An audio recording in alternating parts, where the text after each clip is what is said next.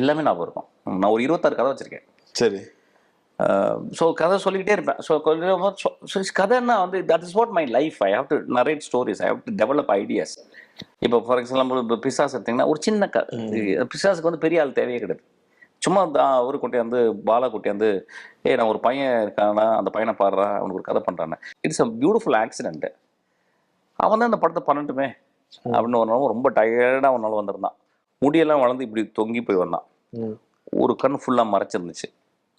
அவனை பார்த்தே எனக்கு கதை புரிஞ்சிச்சு. ஏன்னா அந்த படம் ஒரு கண்ணில் பார்த்ததுனால தான் ஆக்சிடென்ட் ஆச்சு.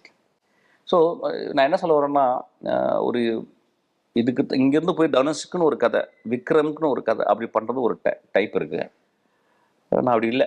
சரி, ஒருவேளை பிசாசு படம் வந்து தனுஷ் அவர் நடிக்கிறாருன்னா படம் அப்படியே தான் இருந்திருக்குமா, இல்லை தனுஷ்காக நிறைய விஷயங்கள் மாற்றிருப்பீங்களா? அதெல்லாம் வாய்ப்பே கிடையாது.